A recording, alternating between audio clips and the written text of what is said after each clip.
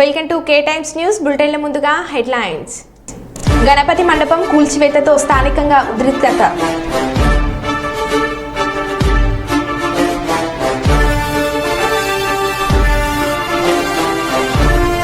మాదక ద్రవ్యాల వ్యతిరేక దినోత్సవం సందర్భంగా మంచిర్యాల జిల్లాలో ర్యాలీ.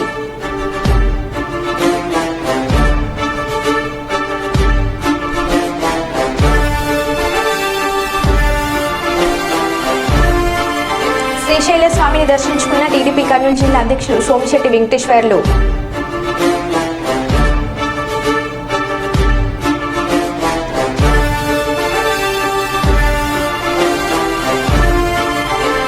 కర్నూలులో రామోజీరావు విగ్రహం ఏర్పాటు చేస్తా నాగరూరు రాఘవేంద్ర.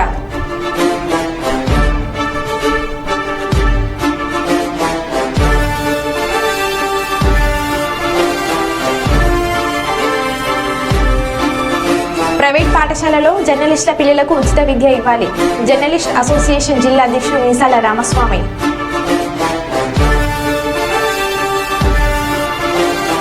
ఇక వివరాల్లోకి వెళ్తే, సుల్తానాబాద్ మండలం కదంబాపూర్ గ్రామంలో బుధవారం రోజున ప్రభుత్వ పాఠశాలలో చదువుతున్న విద్యార్థులకు అదే గ్రామానికి చెందిన ఎన్ఆర్ఐ ముద్దసాని సుధీర్ రెడ్డి సమకూర్చిన స్కూల్ బ్యాగులను, నోట్బుక్లను విద్యార్థులకు పంపిణీ చేసిన నాయకులతో కలిసి పంపిణీ చేసిన పెద్దపల్లి శాసనసభ్యులు చింతకుంట విజయరమణరావు.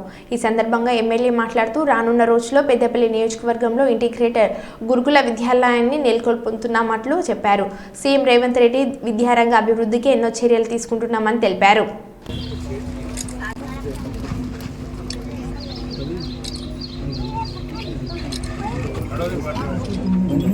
గోస్కుల కుమరయ్య గారు, పరాని ప్రకాశరావు గారికి కూడా సర్పంచ్ గారు శాల్వాతో సన్మానిస్తా ఉన్నారు.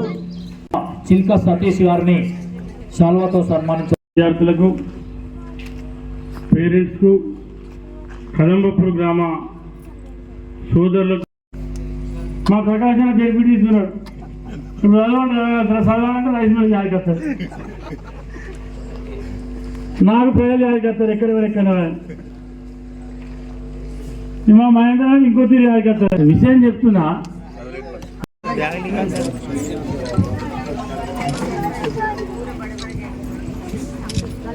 ఆసియా 5వ తరగతి ఇంకొకటి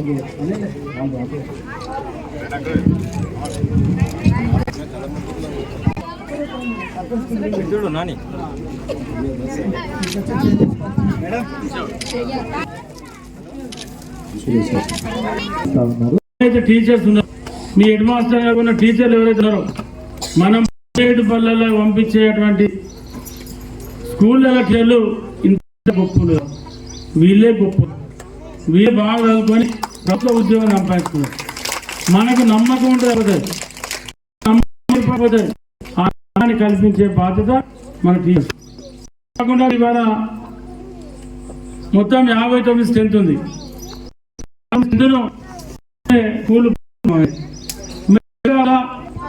తల్లిదంతో సహకారంతో ఇచ్చినటువంటి మాజీ సభ్యులు ఇక్కడ హోంలెస్ రావచ్చు, అందరినీ ఇంప్లిమెంట్ చేసి పాఠిత ప్రాజెక్ట్ కట్టడానికి ఒక్క బాబు అవ్వనన్నా మీరు ప్రైవేట్ పంపాలంటే ఒక కుటుంబం మినిమం 10,000 ఎల్కేజీలు చేయాలన్నా, అంటే 2 పిల్లలు చేయాలంటే, అదే 5th క్లాస్కి వస్తే 45,000 అయితే సంవత్సరానికి. 10th క్లాస్ వచ్చేవారు హాస్టల్ ఒక ₹1,00,000 అయితే ప్రైవేట్ కాలేజ్ స్కూల్ రావాలంటే. అదే ఇవాళ పెద్ద పెద్ద మీ కానికపడంలో కానిక వల్ల డాలు సారు గతం ఇంక ఇక్కడ నయం కొంచెం 41 మంది, కానీ కదంబపూర్లో మాత్రం 18 ఉంది పాత స్కూల్లో. నేనేమంటా ఉన్నంటే, పిల్లల తల్లిదండ్రులు కావచ్చు, పిల్లలు కావచ్చు, టీచర్స్ కావచ్చు, గ్రామ పెద్దలు కావచ్చు, ఇవాళ స్కూళ్ళల్లో కాంగ్రెస్ ప్రభుత్వం వచ్చిన తర్వాత, రేవంత్ రెడ్డి గారు ముఖ్యమంత్రి అయిన తర్వాత ఇవాళ స్కూళ్ళన్నిటిని కూడా రెనోవేషన్ చేసి, స్కూళ్ళన్నిటిని కూడా మళ్ళీ రెన్యువేషన్ చేసి 10,000 టీచర్ పోస్టులు కూడా భర్తీ చేయాలని చెప్పి నిర్ణయం తీసుకొని ఇవాళ స్కూళ్ళను మళ్ళా బాగు చేయాలా, స్కూళ్ళల్లో పిల్లలకు మంచి విద్య బోధన చేయాలని చెప్పి ఇవాళ ఇంగ్లీష్ మీడియాన్ని కూడా తప్పకుండా ప్రారంభించాలని చెప్పి ప్రభుత్వం మాతో పాటు మీతో పాటు మనందరికీ కూడా చాలా సంతోషకరమైనటువంటి సమయం. ఎందుకంటే మన ఈ గ్రామంలో పుట్టి ఈ గ్రామంలో ఇదే స్కూల్లో పాఠశాలలో చదువుకొని మరి ఎక్కడో దూర ప్రాంతానికి యూఎస్ఏకి వెళ్ళి అక్కడ ఉద్యోగ నిమిత్తం పోయి ఇవాళ కన్న ఊరు కన్న తల్లితో సమానం అని చెప్పి చాలామంది చెప్తూ ఉంటారు. మనం కూడా చాలా సందర్భాల్లో పాఠ్యాంశాలలో చదువుకున్నాం. ఇవాళ ఆ కళను నిజం చేయడం కోసం, ఆ కళ సాకారం చేసుకోవడం కోసం మరి కార్యక్రమాన్ని తీసుకోవడాన్ని నేను సుధీర్ రెడ్డి గారిని, వారి తండ్రి గారిని, వారి కుటుంబ సభ్యులను మనస్ఫూర్తిగా అభినందిస్తా ఉన్నా. రామోజీరావు గ్రూప్ సంస్థల అధినేత స్వర్గీయ రామోజీరావుకు నేను అతిపెద్ద వీరాభిమానిని. రామోజీరావు వ్యక్తి కాదని మహాశక్తి అని, అలాంటి గొప్ప మహోన్నత వ్యక్తిని కోల్పోయామని మన గుండెల్లో చిరస్థాయిగా నిలిచేలా కర్నూలులో స్వర్గీయ రామోజీరావు విగ్రహం ఏర్పాటు చేస్తానని భారతీయ జనతా పార్టీ రాష్ట్ర కార్యవర్గ సభ్యులు నగనూరు రాఘవేంద్ర చెప్పారు. ఈరోజు కర్నూలు నగరంలోని 46వ ward Narasimha Reddy Nagar Naganur Raghavendra mini banquet హాల్లో జూన్ 27న రామోజీరావు సంస్మరణ సభ జరిగే కార్యక్రమ కరపత్రాలను ఫోటో వీడియో జర్నలిస్ట్ అసోసియేషన్ జిల్లా అధ్యక్షులు మీసాల రామస్వామి ఆధ్వర్యంలో విడుదల చేశారు. ఈ సందర్భంగా కేవీ సుబ్బారెడ్డి ఇంజనీరింగ్ కళాశాల అధినేత కేవీ సుబ్బారెడ్డి మాట్లాడుతూ స్వర్గీయ రామోజీరావుకు భారతరత్న అవార్డు ఇవ్వాలని కోరారు.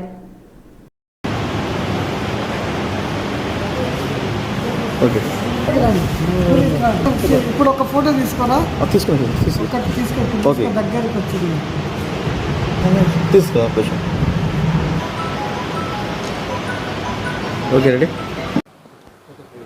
ఆలోచనలను అమలు చేసే విధానం కారణంగా ఈరోజు భారతదేశంలోనే అత్యున్నతమైనటువంటి పత్రికల్లో ఒకటైనటువంటి ఈనాడునైతేనేమి, తర్వాత చిట్ ఫండ్స్ అయితేనేమి, ఫుడ్ అయితేనేమి, హోటల్ రంగం అయితేనేమి, ఏ రంగంలో అడుగుపెట్టినా కూడా అన్ని రంగాల్లో కూడా ఆయనే నెంబర్ 1గా నిలబడ్డాడు. ఆయన ఇంటర్వ్యూలో నేను చాలా చదివాను. మీరు ఏ విధంగా అసలు రామోజీ ఫిల్మ్ సిటీ ఈరోజు మొత్తం ప్రపంచంలోనే ఒక గొప్ప స్టూడియో, రామోజీ ఫిల్మ్ సిటీ అనేది ఒక గొప్ప స్టూడియో. హిందీ సినిమాలు కూడా అనేక సినిమాలు ఇక్కడ వచ్చి షూటింగ్ చేసుకుంటారు. అంటే మొదటి రోజు టెంకాయ కొట్టే దగ్గర నుంచి గుమ్మడికాయ కొట్టేంత వరకు కూడా అక్కడ అన్ని పనులు జరుగుతాయి, హ్యాపీగా షూటింగ్ పూర్తి చేసుకోవచ్చు అని. అలాగే ఈనాడు పత్రిక కూడా ఎన్ని ఒడిదుడుకులు ఎదురైనా, ఎన్ని రాజకీయ పక్షాలు ఎన్ని విమర్శలు చేసినా కూడా ఒక నిబద్ధతతో, అంటే ఏదైనా ఒక పేపర్లో న్యూస్ వచ్చిందంటే ఈనాడులో వచ్చింది అంటే నమ్మొచ్చు అనేటువంటి నిలకడను నిజాయితీని కలిగినటువంటి పత్రికను ఆయన నిలబెట్టగలిగాడు ఇన్నేళ్ళుగా. మేము బాల్యంలో ఉన్నప్పుడు, అంటే నేను ఇంటర్మీడియట్ డిగ్రీ చదివే రోజుల్లో ఆయన పత్రికను స్థాపించారు. ఇన్నేళ్ళుగా ఆ పత్రిక మరి బ్రహ్మాండంగా నడుస్తుంది. అలాగే ప్రతి రంగంలో కూడా అనేక విజయాలు సాధించి అనేక వేల మందికి ఉపాధి కల్పించారు. నాకు తెలిసి ఆయన దగ్గర కొన్ని లక్షల మంది ఉద్యోగస్తులు ఉన్నారు. ప్రభుత్వ రంగం అంతమందికి ఉద్యోగాలు ఇవ్వలేదు. ఈరోజు భారతదేశంలో ఆర్థిక వ్యవస్థ సవ్యంగా ఉంది అంటే ప్రైవేట్ రంగం కూడా ఎంతో సహకరిస్తుంది. ఇప్పుడు కేవీ సుబ్బారెడ్డి గారు నా విద్యా సంస్థలోనే దాదాపు 1000 మందికి ఉద్యోగం ఇవ్వగలిగాను. మరి ఆ 1000 మంది లేరు అనుకుంటే, అక్కడ ఉద్యోగం లేరు అనుకుంటే గవర్నమెంట్ ఇవ్వలేదు ఆ 1000 మందికి. సో ప్రతి వ్యక్తి కూడా ఎంతసేపు ఉద్యోగం చేద్దాం, తన భార్యతో పిల్లలతో షికారు చేసుకుంటూ హాయిగా ఇంట్లో పడుకుందాం అనుకోకుండా 10 మందికి ఉపయోగపడేటువంటి ఏదో కార్యక్రమం చేపట్టాలి. దానికి రామోజీరావు గారు ఖచ్చితంగా స్ఫూర్తి. అలాంటి మహానుభావుడు మనకు దూరం కావడం చాలా బాధాకరం.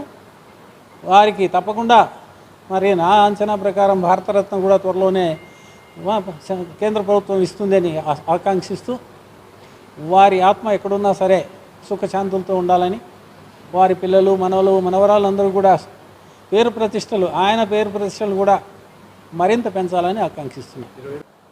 రామోజీరావు గారు అంటే ఒక వ్యక్తి కాదు, ఒక శక్తి. మేము రామోజీరావు గారికి అతిపెద్ద ఫ్యాన్స్. ఎందుకంటే అలాంటి పనులు ఆయన చేశారు. ఈ అంటే దేశానికి అనుకోవచ్చు, మన రాష్ట్రానికి అనుకోవచ్చు. చిన్న పొదుపులు చేసుకునే మహిళల నుంచి ఎన్నో కుటుంబాలు, వేల కుటుంబాలు ఆయనకి నిజంగా ధన్యవాదాలు చేయాలి.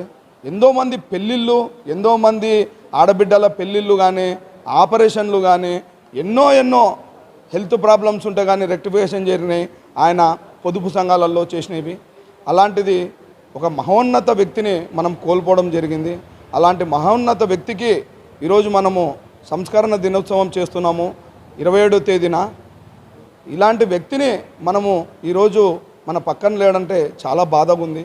మన వ్యక్తికి మనం ఎందుకు స్టాచ్యూ పెట్టకూడదనే ఇది ఉంది నాకు. ఖచ్చితంగా నా వంతు నేను నా డబ్బు వేసుకుని ఆయన రామోజీరావు స్టాచ్యూ అనేది నేను కర్నూలులో ఏర్పాటు చేస్తాను. కర్నూలు ఒకటే కాదు, అన్ని జిల్లాల్లో కూడా రామోజీరావు స్టాచ్యూ అనేది ఏర్పాటు చేయాలనుకుంటున్నాను. నా వంతు నేను స్టాచ్యూకి నేను డబ్బులు ఇచ్చి ఖచ్చితంగా నా వంతు నేను స్టాచ్యూలు అన్ని జిల్లాల్లో కూడా రామోజీరావు గారి స్టాచ్యూలు నేను ఏర్పాటు చేస్తానని నేను తెలియజేసుకుంటున్నాను. స్థానిక రాజమండ్రి రోడ్లో గల సాయి హెల్త్ కేర్ నందు పలు వైద్య విభాగాలకు వర్తించేలా ఆరోగ్యశ్రీ పథకంలో ప్రారంభించిన జగ్గంపేట శాసనసభ్యులు జ్యోతుల నెహ్రూ. ఈ సందర్భంగా ఆయన మాట్లాడుతూ జగ్గంపేట ప్రాంతంలో సాయి హాస్పిటల్ బ్రాంచ్ ప్రారంభించి పలు వైద్య సేవలు అందిస్తున్న సాయి హాస్పిటల్ అధినేత విజయ్ కుమార్కి సందర్భంగా శుభాకాంక్షలు తెలియజేస్తున్నామని అన్నారు. ఎమ్మెల్యేగా మొట్టమొదటి ప్రారంభోత్సవం పేదలకు ఉచితంగా వైద్యం అందించే ఆరోగ్యశ్రీని ప్రారంభించడం చాలా ఆనందంగా ఉందని అన్నారు.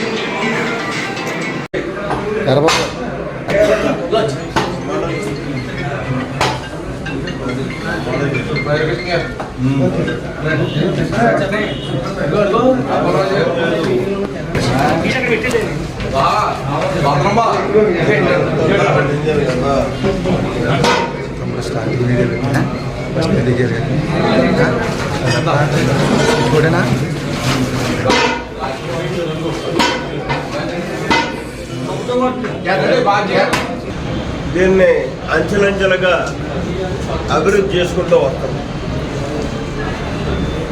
అతి కీలకమైనటువంటి ఇవాళ ఆరోగ్యశ్రీ పథకం సామాన్యుడు వైద్యం చేయించుకోవడానికి అవకాశం కలిగేటటువంటి పరిస్థితి కావాలనేటటువంటి ఆయన ఉద్దేశంతో మన విజయ్ కుమార్ గారు, డాక్టర్ విజయ్ కుమార్ గారు సాయి హెల్త్ కేర్ అధినేత ప్రభుత్వంలో ప్రయత్నం చేసి ప్రధానంగా గైనకాలజీ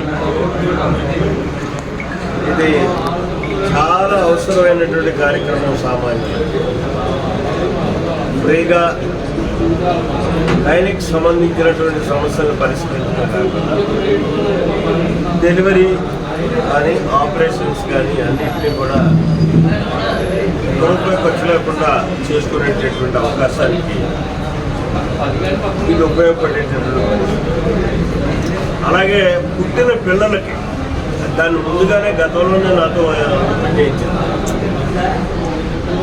పుట్టిన పిల్లలకు వైద్యం చేసేటటువంటి పరిస్థితి చంటి పిల్లలకి ఆ విభాగం కూడా ఇవాళ ఆరోగ్యశ్రీలోకి వచ్చినటువంటి పరిస్థితి. అలాగే ఆర్థోపెడిక్ ఇది మనకైతే చాలా అవసరం. ఎందుకంటే హైవే మీద ఉన్నాం, మన కళ్ళ ముందే యాక్సిడెంట్లు ఎన్నో జరిగిపోతూ ఉంటాయి. మరి ఈ పరిస్థితుల్లో సామాన్యులైతే చాలా ఇబ్బంది. ఈ ఆర్థోపెడిక్ వైద్యం చేయించుకోవడం అన్నది చాలా ఖరీదైనటువంటి వైద్యం. ఇటువంటి పరిస్థితుల్లో ఆర్థోపెడిక్ కూడా ఇక్కడ ఆరోగ్యశ్రీలో ఉండడం, అలాగే జనరల్ సర్జరీ చాలా మేజర్. ప్రతి ఆపరేషన్ని కూడా ఆరోగ్యశ్రీ పథకంలో చేర్చి ఇక్కడ చేసేటటువంటి అవకాశం. అలాగే ఈఎన్టీ చెవి, ముక్కు, గొంతు వీటన్నిటికీ సంబంధించినటువంటి వాటిలో కొన్ని నిబంధనల మేరకు కొన్ని ఉండవు, కానీ ఎక్కువ శాతం వైద్యం ఫ్రీగా సామాన్యుడికి అందుబాటులోకి వచ్చేటటువంటి పరిస్థితి. దీనికి మరి విజయ్ కుమార్ గారు చాలా కృషి చేసి ఇవన్నింటినీ కూడా తెచ్చినటువంటి పరిస్థితి ఉంది. ఎందుకంటే ఆయన రాజమండ్రిలో కూర్చొని హ్యాపీగా వైద్యం చేసుకుంటే కావాల్సిన ప్రాక్టీస్ ఉంది మేడం. ఇక్కడ దాకా ఆయన రావాల్సిన పరిస్థితి కానీ దీనిలో మెయింటైన్ చేయాల్సిన పరిస్థితి కానీ ఆ స్థాయిలో ఉన్నాడు.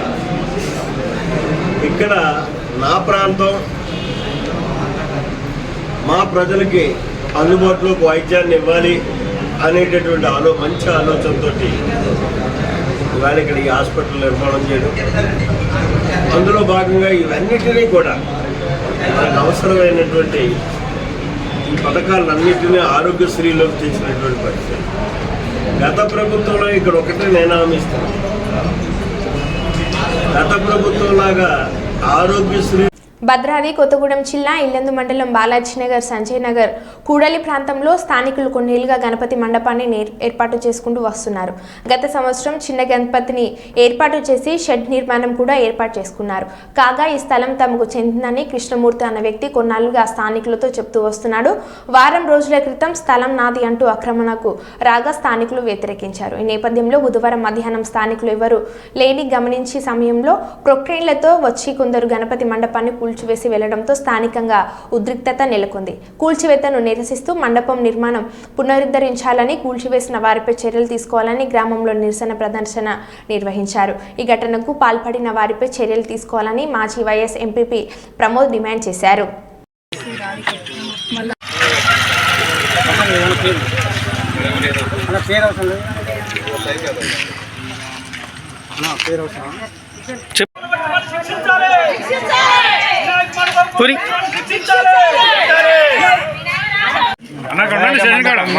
కూల్చివేసిన వారిని కఠినంగా శిక్షించాలని వినాయక మండపంని కూల్చివేసిన వారిని కఠినంగా శిక్షించాలి.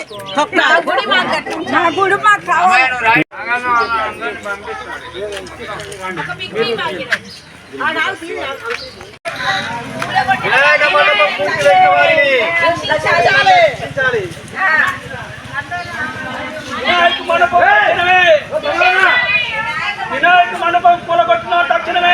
అది బాలాజీనగర్ గ్రామ పంచాయతీ సంజయ్ నగర్. మేము ఇక్కడ వినాయకుడి యొక్క మండపం గత 30 సంవత్సరాల నుంచి పెడుతున్నాము. ఇప్పుడు మేము ఇక్కడ చేసేదాన్ని మేము పెట్టుకున్న వినాయక మండపాన్ని కొందరు దుండగులు వచ్చేసి మాకు ఎటువంటి ఇన్ఫర్మేషన్ ఇవ్వకుండా గుడిని మొత్తాన్ని కూల్చేసి వెళ్ళిపోయారు. కనీసం ఎటువంటి రెస్పాన్సిబిలిటీ లేకుండా జేసీబీని మనుషుల మీదకి తీసుకొచ్చేసి మీదికి తీసుకొచ్చేసి వెళ్ళిపోయారు. అసలు గుడిని కూలగొట్టడానికి మాకు ఎటువంటి ఇన్ఫర్మేషన్ ఇవ్వలేదు. కాబట్టి మా గుడిని మాకు పునరుద్ధరించాలని కోరుకుంటున్నాం. మాకు కానీ ఖచ్చితంగా కూలగొట్టిన వాళ్ళ మీద ఖచ్చితంగా కఠిన చర్యలు తీసుకోవాలని కోరుకుంటున్నాం. మాకు తక్షణమే న్యాయం జరిపించాలని కోరుకుంటున్నాం. మాది సంజయ్ నగర్, బాలాజీనగర్ గ్రామ పంచాయతీ. గత 40 years నుంచి మేము మా చిన్నతనం నుంచి కూడా మేము వినాయకుడి గుడి ఇక్కడ నిర్మించుకొని వినాయకుడిని ప్రతి ఇయర్ పెట్టుకుంటున్నాం. గత 40 సంవత్సరాల నుంచి. ఈరోజు మాకు పెళ్ళిలే, మా పిల్లలు మా ఎత్తు అయినా కూడా ఈ రోజు వచ్చి అతను ఎప్పుడో ఇల్లు కొన్నా అని చెప్తున్నాడు. కానీ మరి ఆయన ప్లేస్ అయినప్పుడు ఇన్ని సంవత్సరాల బట్టి ఎందుకు పోరాటం చేయలేదు? 40 సంవత్సరాల నుంచి మేము పెడుతున్నప్పుడు ఒక్కరోజు కూడా అడగని అతను ఈ రోజు మేము షెడ్ వేసుకోగానే వచ్చి నా స్థలం మీరు ఎందుకు షెడ్ ఎందుకు వేస్తున్నారు, అదెందుకు వేస్తున్నారు, కూలగొడతా చేస్తా అని మమ్మల్ని బేరేయడం జరిగింది. మేము 4 సార్లు దాకా కూడా మేము ఆయనతో మాట్లాడినాం, చేసినాం.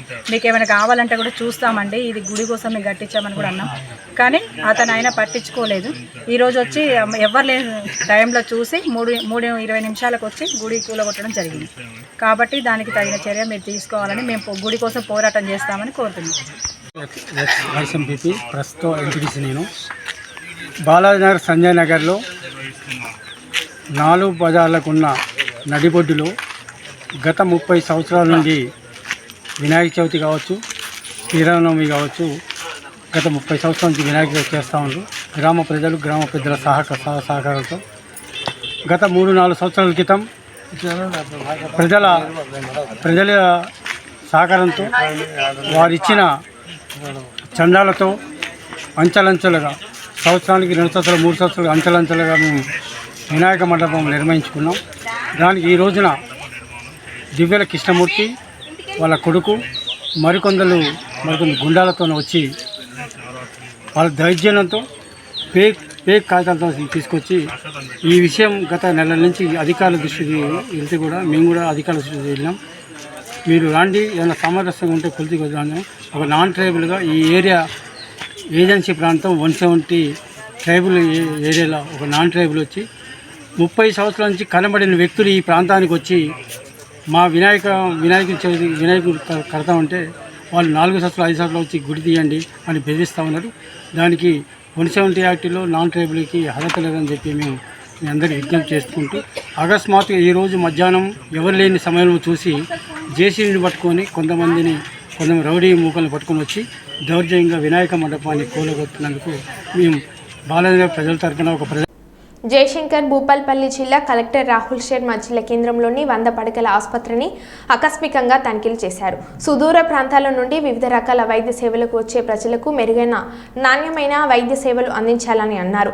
ఆసుపత్రిలో సదుపాయాలు, రోగి సహాయకుల కోసం మౌలిక వసతులను, హాస్పిటల్ పర్యవేక్షకులను నవీన్ కుమార్ను అడిగి తెలుసుకున్నారు. అనంతరం వైద్య అధికారులతో మాట్లాడుతూ సీజనల్ వ్యాధులు ప్రబలకుండా ప్రజలు పాటించాల్సిన జాగ్రత్తలపై ఎప్పటికప్పుడు అప్రమత్తం చేయాలని తెలిపారు. Yes, sir. I can see that. Yes, sir. That is exclusive for their. So we have 4 OPs. At a time we can do 4 surgeries. 4 surgeries. Okay. And we have to take this one bed and this is second. Two one sittings. 2 1 means 8. Yeah, 8. At a time we can do 8 surgeries in our hospital. Yes. Okay. The OP is only here or it is in Chittagong also? The CSC. Chittagong also we have an OP. We have an OP. So. They might have to go to the Yes. And they won't go out to the other part of the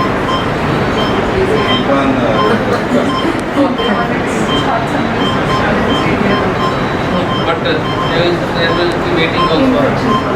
Waiting also people will be like, you will be coming this time. So that they should go to the general. Right. But they will not. After doctor certification, then they will.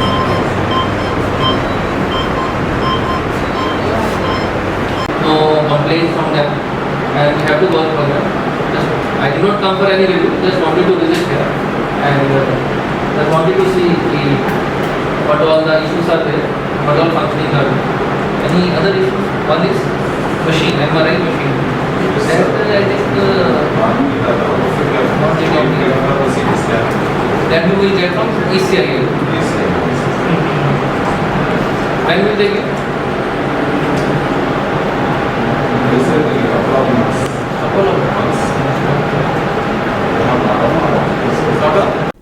Bhadradri Kothagudem జిల్లా Yellandu municipal కార్మికులు తమ సమస్యల పరిష్కారం కోరుతూ గురువారం మెరుపు సమ్మె ప్రారంభించారు.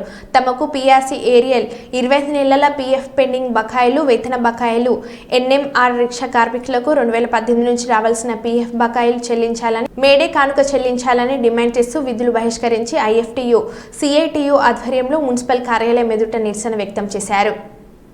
మేడే కానుకను ఇవ్వాలి, మేడే కానుకను ఇవ్వాలి, మేడే కానుకను ఇవ్వాలి, మేడే కానుకను ఇవ్వాలి, మేడే కానుకను ఇవ్వాలి, మేడే కానుకను ఇవ్వాలి, మేడే కానుకను ఇవ్వాలి, మున్సిపాలిటీ కార్మికుల పెండింగ్ వేతనాలు ఇవ్వాలి, మున్సిపాలిటీ కార్మికుల పెండింగ్ వేతనాలు కల్పించాలి, మున్సిపాలిటీ కార్మికులకు ఉద్యోగ భద్రతను ఉద్యోగ భద్రతను ఉద్యోగ భద్రతను ఉద్యోగ భద్రతను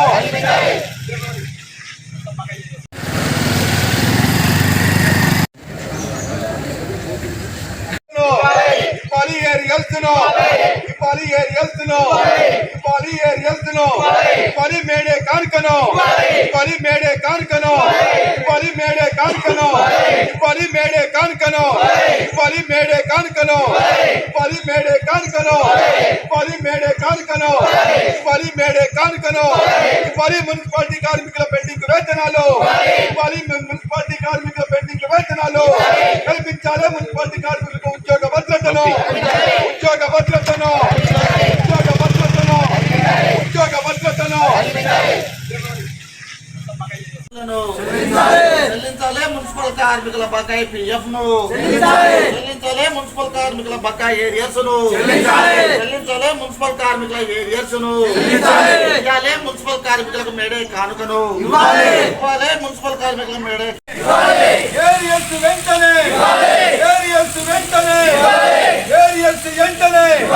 మరి మేడే కానుకను